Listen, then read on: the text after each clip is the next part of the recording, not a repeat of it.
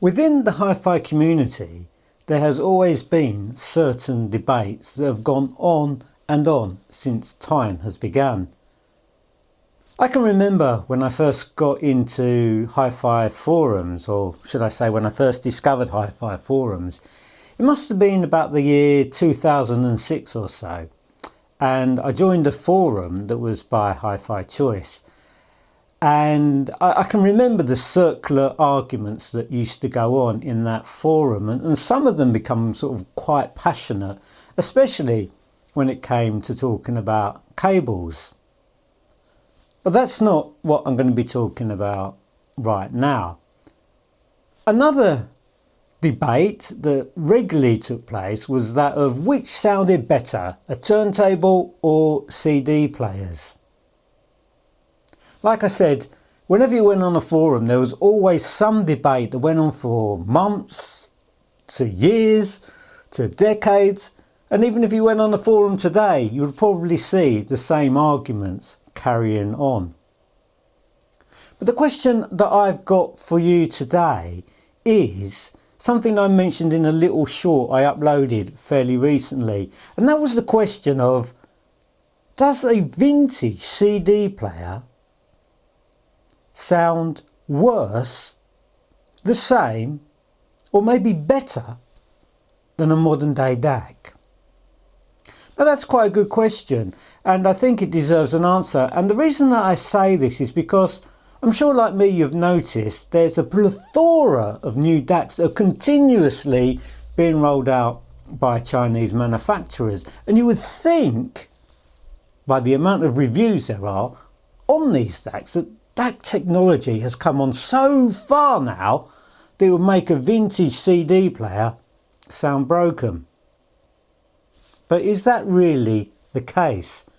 Are modern DACs that much better than a vintage CD player? Now, before I answer that question, I'd just like to give you my history regarding CDs and CD players. I'm going to take you back to the 80s when I was a teenager. There's not much joy in getting old. There's not much to look forward to as you get older. There's so much aches and pains that are going to be coming towards you as you get older. But one of the good things about getting older is that you become much more mature and you have so much more stories and history that you can tell and pass on to other people. And that's the case with me.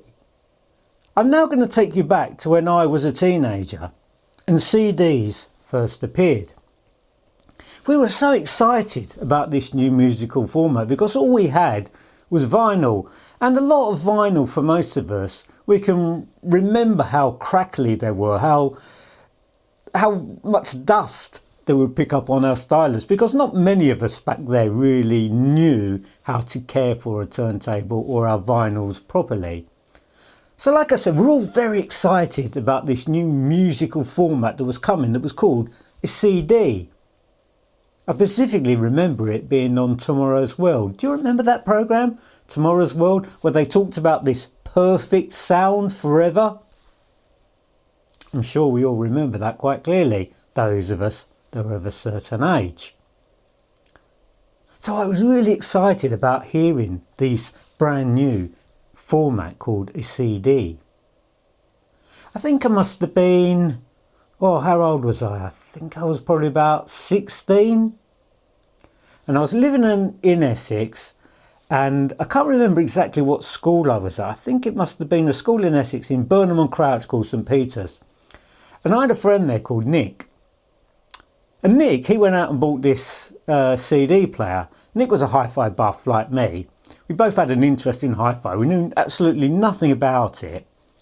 But he went out and bought this CD player. If I recall correctly, I seem to remember him having big JCV floor standards, because back then in those days the Japanese brands sort of ruled the market. I mean, for sort of commercial brands. And yeah, as I say, he had some massive JVC floor standers in his tiny little bedroom, and I'm pretty sure he bought a JVC CD player to match the rest of his equipment. We had a sort of a general Technics stack, which most people had in those days. You remember it was sort of came in a box like that with a glass door on the front with your Technics gear behind it. It was very, very common back there in the 80s. Anyway, I digress. Then we were in his room. I can't remember what CD he picked up. I said this must have been 19, goodness me, what was it, 85-ish, 84 possibly, around that kind of area. And as I say, we were two lads very, very excited to hear this brand new CD format. He took out the disc, put it in the tray, drawer closed, pressed play on the CD player. I was so excited to what this CD was going to sound like. And I specifically remember not being impressed with it in the slightest.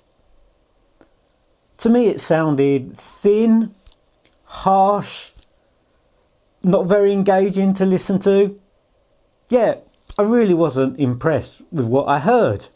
I don't know why, because I built up such a enthusiasm and the desire to hear this new format that I thought I was going to be blown away by it, but I just wasn't. So that was my first sort of impression of CD, is that, well, it's not that good. And then probably a couple of months later, as I say, I'm going back 30, 40 odd years, so the recollection might not be exactly right. But I seem to remember a couple of months later, his parents went away for the weekend and he invited me over and another friend called Jason. And at that time, we were sort of all into sort of two-tone, ska and reggae music. Now, Nick was from Birmingham and he liked UB40. And I liked Aswad and Black Uhuru, and of course all the two-tone bands, Madness, The Specials, The Beat, etc. So we decided, I think it was a Friday night, Saturday night, can't remember exactly what night it was, we decided to have a sort of music, little party listening to that type of music. So I took along some of my two-tone records and my reggae records, and we were in his lounge and we were listening to some music. And we put on some CDs, and again, when he put on these CDs into this CD player, I really wasn't that keen on what I was hearing. Again, I thought it was thin, metallic-y sounding, harsh, lack of body, lack of bass. Again, I was so young, I didn't realise why I wasn't enjoying it, but I just knew I wasn't enjoying the sound that I was listening to. So his mum and dad also had this turntable, and to this day I still don't know what that turntable was. It was black and it was ugly, and he thought it wasn't going to work particularly well. Anyway, we got out one of the vinyls that I brought along, and we put on, I think it was Aswad or something like that, on Aswad 12-inch, bubbling I think it might have been, on this turntable, and I was blown away. It crackled and it popped for those first few seconds. That typical vinyl introduction, you know, when you hear all those crackles and popples. But after 5, 6, 7 seconds, it had gone and the music started. And I heard absolutely fantastic sound. I'd never heard a sound as good as what this turntable was. Like I said, to this day, I have no idea what that turntable was. I just remember it being black and ugly, but man, did it make a wonderful sound. As I say, I was blown away by the authority of the sound, the bass depth and punch of the bass depth, the way the music just filled the whole room in his parents' house. My jaw literally hit the floor. How good it sounded. We went back to CD and it sounded rotten again. There was such a huge contrast in the quality between this turntable and this CD player. It was absolutely ridiculous. So that was my sort of earliest memories of a CD player. It wasn't particularly positive. A few years later, of course, I moved to Spain, and I was probably, how old was I when I moved to Spain? I think I must have been about 17, 18-ish when I moved to Spain. my dad gave me that Technics HiFi system that I was talking about. But I still wanted to buy a CD player. So there was a shop in Malaga. These were the days in the late 80s where people used to still sell hi-fi. You could go into sort of a shopping centre and there would be sort of the major Japanese brands on sale. Anyway, I went into Malaga. I live quite close to Malaga. We're in Benalmádena and we were sort of 10-15 minutes by car into Malaga, and I went into this shopping centre that back then, it doesn't exist anymore, and it was called Prica. Like I said, it was based there in Malaga. And I picked up a Technics turntable. I think it was the 340A was the model number of it. This was before Technics had the MASH system. Like I say, I went in there and I picked up this Technics CD player, and I think I paid €100. Well, it wouldn't have been euros in there, probably pesetas. I paid for it in pesetas. Can't remember exactly what it was in pesetas, but it was about the equivalent of, say, 90 odd pounds or so. So I got this Technics CD player, got it home, put it on, and again, it had that typical bright CD sound of that era. I wasn't hugely impressed. I think the first CD I bought for myself was the Christians. Yeah, I think it must have been the Christians, and it was extremely sort of thin and bright sounding. But I like that Technics player, and I've always had a sort of affection for the Technics brand. Anyway, moving on a few years, I think we're probably into the 90s by now, and I wanted to upgrade that because in my young, naive days, I sort of read what HiFi, and they were constantly bashing on about the Marantz CD63. So I came to England and I bought a Marantz CD63 and I brought it back to Spain with me. And to be honest with you, it did sound better than what the Technics did. Gone was that sort of thin, bright, harsh sound, and it was replaced by a much more mature sound and sort of a warmer, more body to the sound was coming from the Marantz CD63. So it was a step up, but it wasn't a huge step up. But I was happy generally with the Marantz. But then, as you know what it's like with hi-fi magazines and reviews, you sort of listen to everything they say and you sort of take everything on board and you sort of think everything they're saying's written in stone. So they were bashing on about this newer Marantz CD63 called the Marantz CD63 SE, and then a little bit later came along the Marantz CD63 Ken Nishiwata version. So I thought to myself, is it worth upgrading to this Ken Nishiwata version of the Marantz CD63? So I went into a shop down in Marbella. Can't recall the name of the shop at all. Anyway, I go into this shop and the fella in there sets up the CD63 for me. Can't remember the speakers or what the other stuff was, but he sets up the CD63 Ken Nishiwata version for me. And yeah, I wasn't hugely impressed with how this CD player sounded. I didn't think it was a sort of a massive step up over the CD63 that I had at home. So I decided not to go with the CD63. Delete some files so I can carry on with this little story that I'm telling you. So where was I? Yeah, I was in this shop in Marbella while I was in Spain, and I was listening to this Marantz CD63 Ki version. And like I said, I wasn't hugely taken in with the sound of it. When it was sort of being massively overrated, should I say? I'm being a bit rude there, aren't I? Massively overrated, this Marantz CD63 player. Yeah, it wasn't as good as what I thought it was going to be. A bit of a disappointment again when it comes to CD players. So for around that sort of price, I think it's about, what was the price of the Marantz CD63 Ki version? I think it's about 500-ish. I was in England again, and I heard the Arcam Alpha, it must have been the Arcam Alpha 5 Plus. Is that the model? God, difficult trying to remember that long ago. I think, yeah, it must have been the Arcam Alpha 5 Plus. I listened to that in London and I thoroughly enjoyed that. I think that was the first time that I thoroughly enjoyed listening to a CD player. And it began to make me realise that maybe CD players aren't as bad as what I thought they were. You probably just have to spend a little bit more to get a better sounding CD player.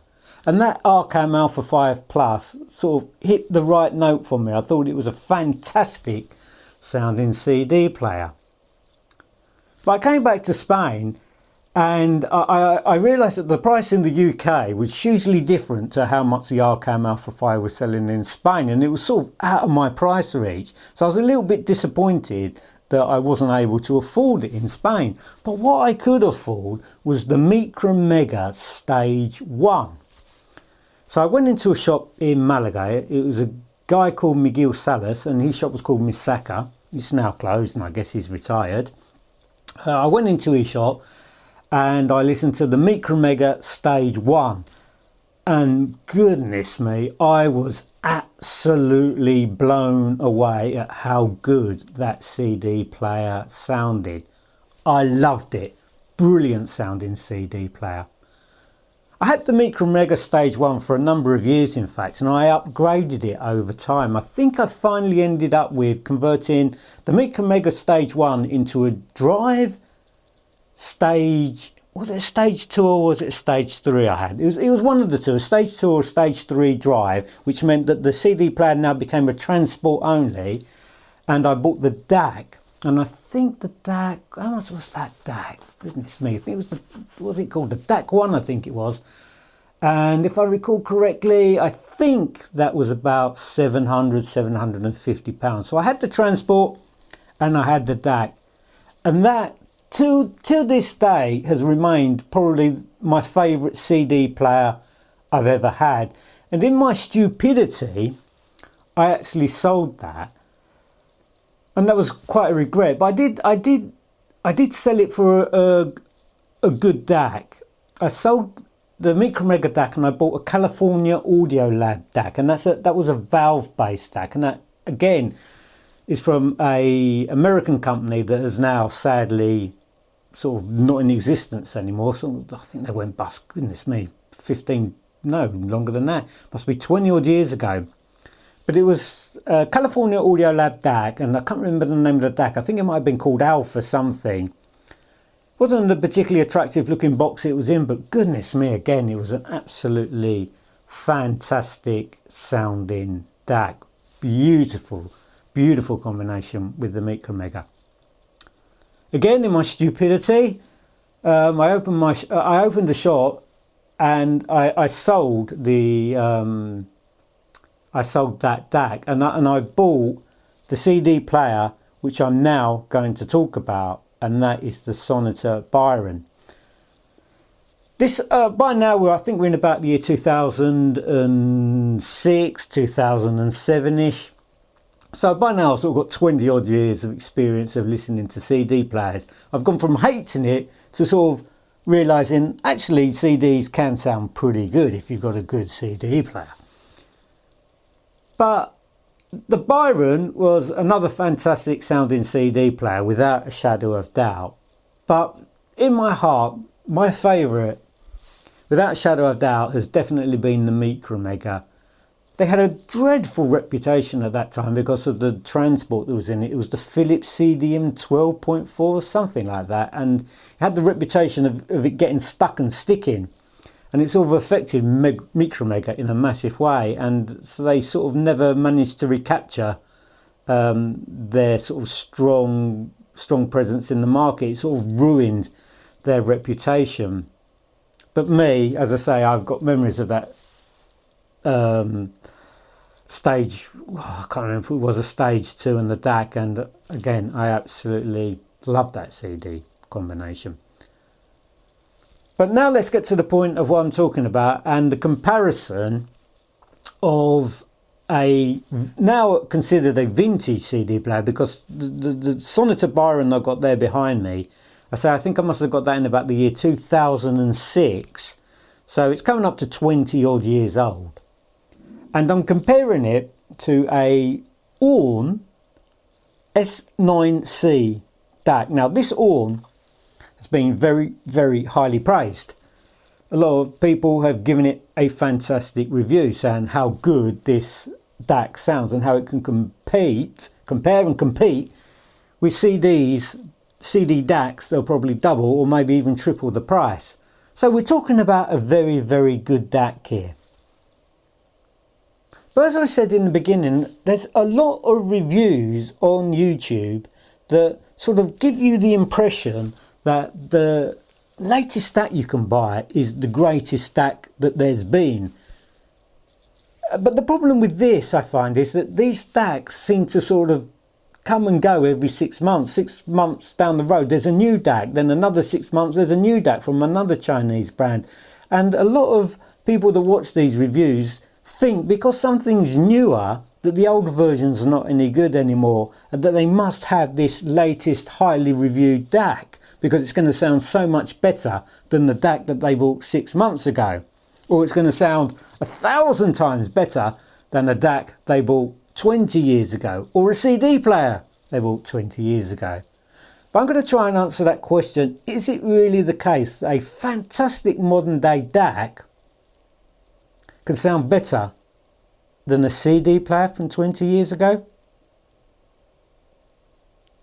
The funny thing is if you ask me, how would you describe the Orn sound and how would you describe the Sonata sound? Now that's an interesting question, because to me the Orn house sound is on the warm side. It's smooth, it's got a lot of body to it, and like I say, the sound is generally erring towards sort of the warmish kind of sound. And I would say the same thing about the Sonata Byron. It was known in its day for sort of sounding analogue-ish, similar to the Orn, on the warmish side, smooth treble, relaxing presentation. So there's a similarity in the characteristics between the Orn and the Sonata straight off of the bat.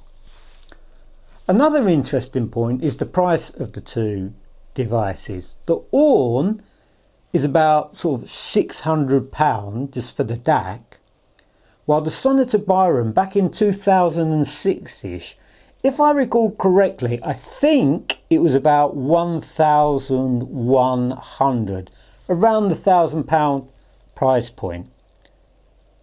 But with the Orn you've got to add a transport. So once you take the transport into consideration, say the S5 for example, the Orn S5, you're looking at two products that are basically the same price, sort of £1,100, £1,200 price point. So we're looking at two devices that sonically they're similar. I would describe them as similar, and price wise they are similar. So please bear that in mind.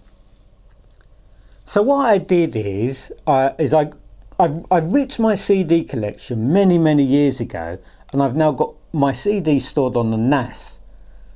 Most of them are in FLAC, but I've got a few of them that I converted to WAVE. So what I did is I put a CD in the Byron, and then on my NAS I found the same CD so I could play it from my streamer into the Orn S9 DAC. Sat down in my chair expecting to hear massive differences. I thought, well, this S9, it's got brand new, it's got the latest and greatest DAC in it, where I'm listening to a Sonata that's got a DAC that's, 20 years old. Of course this new DAC's going to sound much better. But I sat there and I struggled. Honestly, I struggled to notice any difference when I switched from listening to the streamer and the DAC and then switching it over. So the volume's exactly the same. No difference in the volume at all. Everything stayed exactly the same. I don't think my test is specifically scientific to say, but I'd sort of done it as best as I possibly could with the tools that I've got. As I said, I was sitting there and I was struggling. I honestly could not differentiate anything between the sound of the two. If there was a slight difference in the two, I would say the Sonata probably, and now this might surprise you, sounded fractionally better. It seemed to be very, very slightly more information and brighter. Now, I could be imagining that. The difference is, like I said, there was nothing between the two of them. I played different genres of music, and again, whatever I listened to, I just couldn't tell the difference. I wouldn't know if I was listening to the Byron or if I was listening to the Orn S9C. I just couldn't notice a difference. And you would think, like I said, from the reviews and the sort of hyperbole about new DACs, you would think it would be simple and easy to be able to differentiate between something brand new and something that's 20 years old. There isn't. I couldn't notice a difference. Now, I'm not deaf because I can notice the difference between loudspeakers quite easily. I can notice the difference between turntables quite easily, styluses quite easily. But digital, I don't get hung up on about it, just like I don't particularly with cables.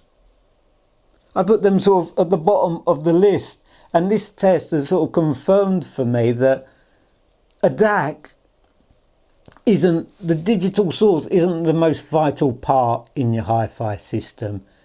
You can use something from 20 years ago, 30 years ago, and it's going to sound as good as something that's sort of coming out from China every 6 weeks.